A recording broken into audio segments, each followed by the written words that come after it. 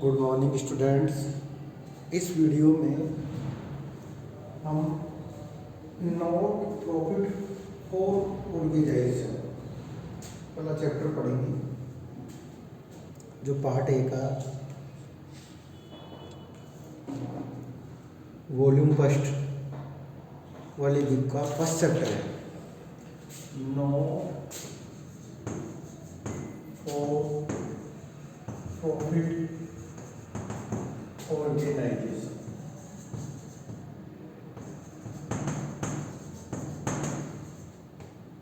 NPO.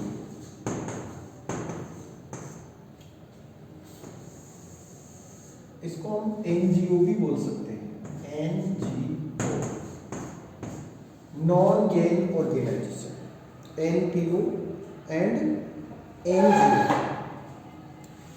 तो ये होता क्या है, देखो एक तो होता है जितने भी ऑर्गेनाइजेशन हम बिजनेस करते हैं, तो बिजनेस ऑर्गेनाइजेशन जितने भी हैं उन सबका जो मेन पर्पस होता है, मेन मोटो होता है, वो होता है प्रॉफिट अर्न करना। क्या होता है? प्रॉफिट अर्न करना।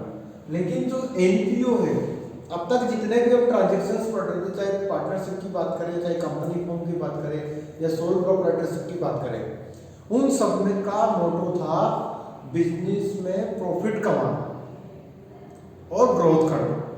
लेकिन ये जो नॉट प्रॉफिट फॉर ऑर्गेनाइजेशन है, नॉट फॉर प्रॉफिट ऑर्गेनाइजेशन है, एनपीओ है, एनजीओ है, इसका जो मोटो होता है वो सोशल सर्विसेज होता है। सोशल सर्विसेज होता है, सामाजिक सेवा करना, सोशल सर्विसिंग एक्टिविटीज करता है। तो जैसे स्कूल है, हॉस्पिटल्स है, चैरिटेबल ट्रस्ट है, क्लब्स है, ये क्या करते हैं? इनका काम होता है समाज में जागरूकता लाना, समाज की सेवा करना।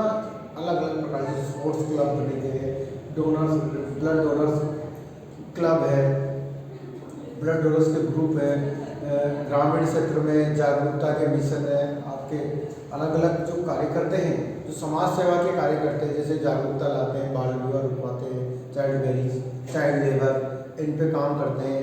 यूनियन एक्ट होते हैं, जैसे लेबर यूनियन एक्ट है, तो वो लेबर के हित में कार्य करते हैं, इंटरेस्ट में कार्य करते हैं। तो ऐसे काम होते हैं इनके। इनका काम बिजनेस करना नहीं होता, इनका काम प्रॉफिट कमाना नहीं होता, क्योंकि सेल परचेज नहीं करते हैं, प्रोडक्शन नहीं करते हैं। ये क्या करते हैं? सर्विस प्रोवाइड करवाते हैं, वो भी सोशल सर्विस और एक रिजनेबल चार्जेज में, जिससे कि इनका एक्टिविटीज का खर्चा निकलता रहे। ये जो काम करते हैं ये केवल अपनी जो ऑर्गेनाइज कराने के लिए जो एक्सपेंसेस होते हैं उनको वहन कर ले और हल्का फुल्का उसकी ग्रोथ हो जाए, इस टाइप्स के होते हैं। ट्रस्ट, चैरिटेबल ट्रस्ट होते हैं, क्लब्स होते हैं, आपके सोसाइटीज होती है जो काम करती है, इसमें कोऑपरेटिव सोसाइटीज है, ठीक है। ये आपके नॉट फॉर प्रॉफिट ऑर्गेनाइजेशन होते हैं। तो इनमें बेटा क्या होता है, एक तो हमारे बिजनेस ऑर्गेनाइजेशन की जगह प्रॉफिट एंड लॉस अकाउंट नहीं बनता, प्रॉफिट एंड लॉस अकाउंट नहीं बनता। यहाँ पर उनके स्थान पे इनकम एंड एक्सपेंडिचर अकाउंट बनता है। इनकम एंड एक्सपेंडिचर अकाउंट काम तो वही करता है, प्रॉफिट एंड लॉस का जो काम होता है वही इनकम एंड एक्सपेंडिचर का काम होता है। लेकिन बेटा प्रॉफिट लॉस हमारे नहीं हो सकता है एनपीओ में, क्योंकि हिसाब लिखा है नॉट फॉर प्रॉफिट, जो प्रॉफिट के लिए नहीं है, लाभ के लिए नहीं है। तो अब इनका मान लो इनकम ज्यादा होती है और एक्सपेंसेस कम होते हैं, तो वहां पर इनको सरप्लस होता है। क्या होता है? सरप्लस। तो इसमें प्रॉफिट की जगह तो चलता है सरप्लस, जो कब होगा? इनकम ज्यादा और एक्सपेंडिचर कम हो। और लॉस की जगह चलता है डेफिसिट। डेफिसिट का मतलब हिंदी में बोलते हैं घाटा, यानी कि एक तरह से लॉस, मगर लॉस नहीं कहेंगे उसको, क्या कहेंगे? डेफिसिट कहेंगे। क्या कहेंगे? डेफिसिट कहेंगे उसको। तो सरप्लस एंड डेफिसिट। तो सरप्लस तो कब होगा? जब इनकम ग्रेटर देन है किससे? एक्सपेंसेस। और एक्सपेंसेस ग्रेटर देन हो इनकम से, तो वो आपका डेफिसिट को शो करता है। ओके, तो सरप्लस और डेफिसिट। तो ये डिफरेंस है इनमें, यहाँ प्रॉफिट लॉस होता है या इनकम एंड एक्सपेंडिचर, जिसमें इनकम ज्यादा है तो सरप्लस होगा और एक्सपेंसेस ज्यादा है तो डेफिसिट होगा। ये तो आपका ये हो गया। एक आपका यहाँ पर जैसे अपन केस बुक बनाते हैं ना, उसकी जगह यहाँ पर रेसिपिएंट पेमेंट बनता है, केस बुक की जगह सेम वही होता है, केस बुक ही होती है एक तरह से, केस बुक ही होती है रेसिपिएंट पेमेंट अकाउंट।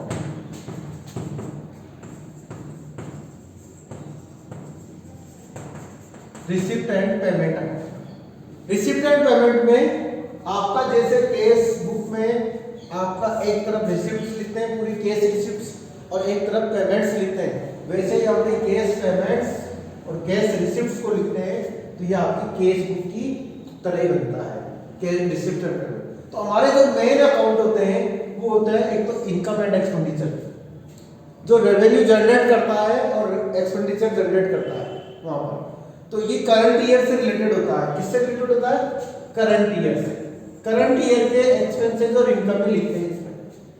और रिसिप्टेंट पेमेंट में ऑल टाइप के एक्सपेंसेस जो कैश पेमेंट्स है, चाहे वो कोई सा भी हो, चाहे वो करंट ईयर हो, प्रीवियस ईयर हो, नेक्स्ट ईयर हो, और कोई सी भी रिसिप्ट हो, चाहे कैपिटल रिसिप्ट हो, रेवेन्यू रिसिप्ट हो, आगे की रिसिप्ट हो, पीछे की रिसिप्ट हो, सारी रिसिप्ट्स एंड सारे पेमेंट्स इसमें आ जाएंगे। ऑल टाइप की receipts, sorry cash receipts and all type की कैश पेमेंट्स आ जाएंगे इसमें। तो ये हो गए। इसके बाद में जैसे हम बैलेंस शीट बनाते हैं यहाँ पर, तो यहाँ पर भी बैलेंस शीट बनती है, बैलेंस शीट। जैसे हम इनमें प्रॉफिट ऑर्गेनाइजेशन में प्रॉफिट लॉस बनाते हैं, उसकी जगह इनकम एक्सपेंडिचर बनाते हैं, कैश बुक की जगह रिसिप्टेंट पेमेंट बनेगा और बैलेंस शीट की जगह बैलेंस शीट ही बनेगी। जैसे इसमें बैलेंस शीट बनती थी, वहां भी बैलेंस शीट ही बनेगी। इनकम है आपके एनपीओ में भी बैलेंस शीट ही बनेगी। तो ये आपका नॉट फॉर प्रॉफिट ऑर्गेनाइजेशन जो है, उसमें उसका काम है प्रॉफिट कमाना नहीं है, बल्कि सोशल सामाजिक सेवाएं करना, सोशल सर्विसेज प्रोवाइड करवाना है। इनको एनजीओ शॉर्ट में बोलते हैं, एनपीओ या एनजीओ, नॉन गेन ऑर्गेनाइजेशन। तो प्रॉफिट एंड लॉस की जगह इनकम एंड एक्सपेंडिचर और कैश बुक की जगह रिसिप्टेंट पेमेंट और बैलेंस शीट की जगह बैलेंस शीट। तो बेटा देखो, ये चैप्टर आपके सिलेबस में 10 मार्क्स का है, जो सेकंड टर्म का चैप्टर है। तो एनपीओ के मेन फीचर्स और कैरेक्टरिस्टिक्स में है, main M is services, service provide करना। इसकी जो फॉर्म होती है वो charitable trust, societies and subscriber की तरह होती है। सेपरेट एंटिटी होती है भी, मैनेज बाय इलेक्टेड मेंबर। इसमें मेंबर जो होते हैं वो इलेक्टेड होते हैं, चयनित होते हैं और वही इसको मैनेज करते हैं।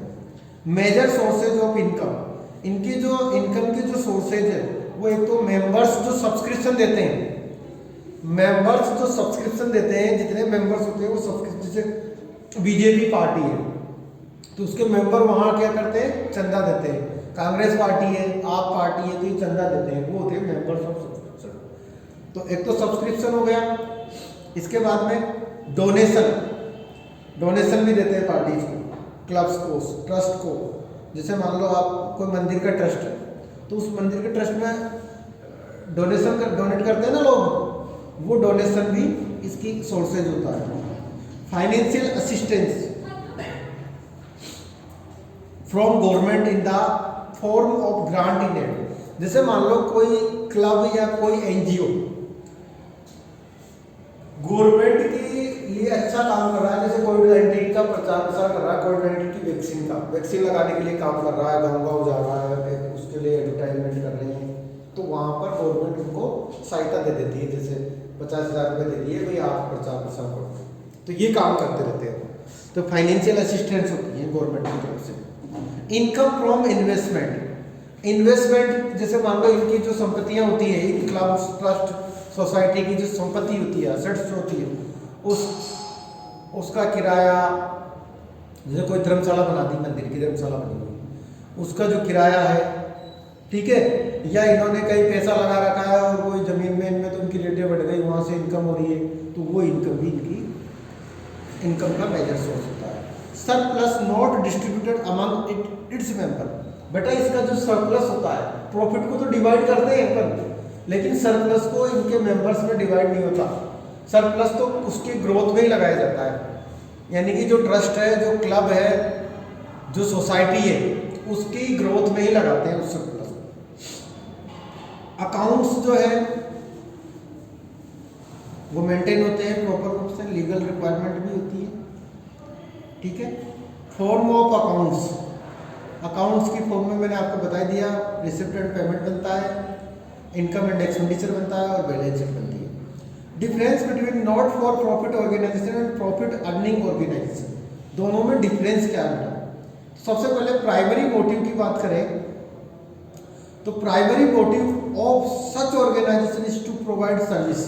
तो एनपीओ की जो मेन मोटिव है वो सर्विस प्रोवाइड करवाना है, जबकि प्रॉफिट अर्निंग ऑर्गेनाइजेशन जो है उनका मेन मोटिव जो है वो अर्न प्रॉफिट से, प्रॉफिट अर्न करना। इसके बाद में they don't maintain any capital account. बेटा एनपीओ जो है वो कोई भी कैपिटल अकाउंट मेंटेन नहीं करते क्योंकि वह कैपिटल नहीं होती। Instead they maintain capital fund, इसकी जगह वो क्या करते हैं, कैपिटल फंड बनाते हैं जिसमें life membership fees, legacy, surplus आदि आते हैं, जबकि प्रॉफिट अर्निंग ऑर्गेनाइजेशन जो है वो कैपिटल अकाउंट बनाते हैं क्योंकि उनके मालिक होते हैं, इसका कोई एक व्यक्ति मालिक नहीं होता, ठीक है। इसके बाद में फाइनेंशियल स्टेटमेंट, उसमें हम receipt and payment, income and expenditure और बैलेंस शीट, जबकि यहाँ पर ट्रेडिंग में हम क्या बनाते हैं, manufacturing account, trading account, profit and loss account, balance sheet, जो हमने लास्ट ईयर सोल प्रोप्राइटरशिप में बनाए थे और कंपनी में बनाते थे, और इसके अलावा आपके इसमें भी बनाए थे हमने बैलेंस पार्टनरशिप में भी। सरप्लस वर्सेज प्रॉफिट, इसमें हमारा सरप्लस होता है, डेफिसिट होता है, जबकि इधर प्रॉफिट एंड लॉस होता है। डिस्ट्रीब्यूशन ऑफ प्रॉफिट, इधर हम प्रॉफिट को डिस्ट्रीब्यूट नहीं करते हैं बल्कि उसको कैपिटल फंड में एडजस्ट कर लेते हैं, जबकि यहाँ पर प्रॉफिट को ओनर्स डिवाइड कर सकते हैं प्रॉफिट अर्निंग ऑर्गेनाइजेशन में। Financial statement of NPO organisation, तो उसमें सबसे पहले रिसिप्ट एंड पेमेंट अकाउंट है। रिसिप्ट एंड पेमेंट जो है बेटा वो एक तरह से केस बुक की तरह ही होता है। देखो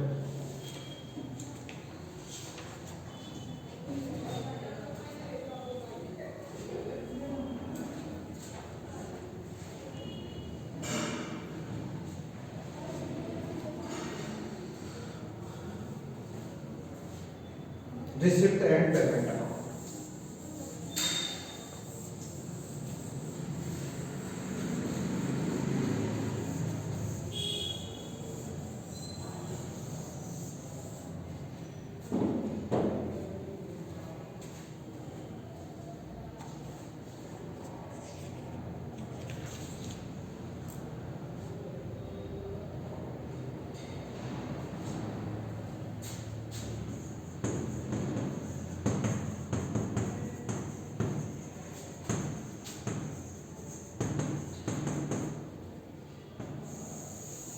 ये बनेगा आपका रिसिप्ट एंड पेमेंट।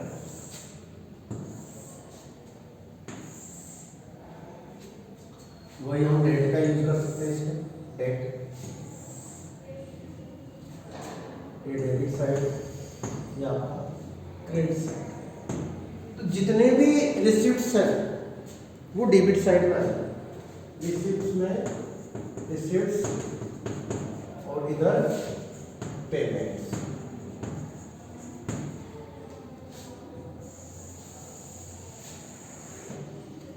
ठीक है, रिसिप्ट्स एंड पेमेंट्स।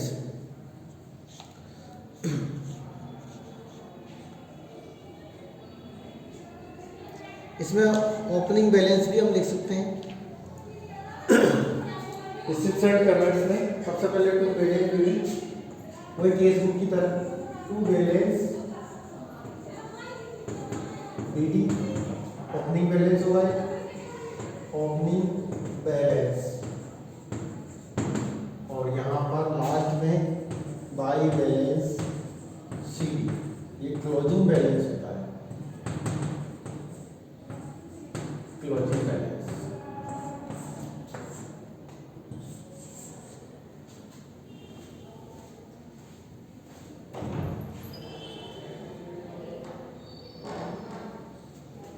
ये आपका क्लोजिंग बैलेंस होता है। तो इस टाइप से आपका receipt and payment account complete होता है। Difference between receipt and payment account और केस बुक। तो बेटा रिसिप्ट एंड पेमेंट अकाउंट जो है वो केस बुक के बेसिस पे बनाते हैं। It is prepared on the basis of cash book, जबकि केस बुक जो है it is prepared on the basis of each case receipt and case payments. It is prepared at the end of accounting year. Receipt and payment को and में बनाते हैं। It is a summary of cash book, जबकि ये case book जो है daily basis पे बनती है। ठीक है, ध्यान रखना। It is mainly a summary of cash book. It is not deemed to be a part of the double entry system. जो रिसिप्ट एंड पेमेंट अकाउंट है डबल एंट्री सिस्टम का पार्ट नहीं है, बल्कि केस बुक की summary होती है, जबकि केस बुक जो है वो डबल एंट्री सिस्टम का पार्ट होती है। It has receipt and payment side instead of debit and credit side. उसमें receipt and payment, it has receipt and payment side instead of debit and credit side. हम क्या करते हैं इसमें, sorry, debit and credit नहीं आएगा आपके, जबकि केस बुक में डेबिट एंड क्रेडिट आता है आपके। इसमें डेबिट एंड क्रेडिट नहीं आएगा।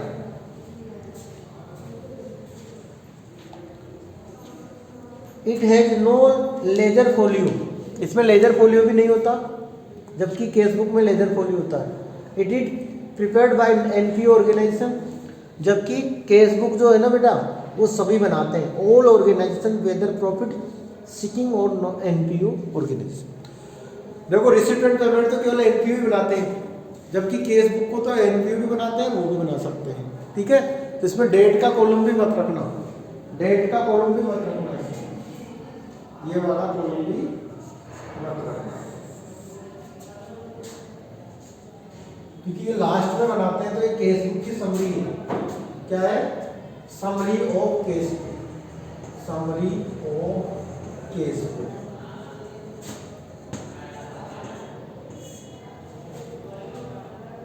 तो ये आपका, बाकी हम नेक्स्ट वीडियो में करेंगे बेटा।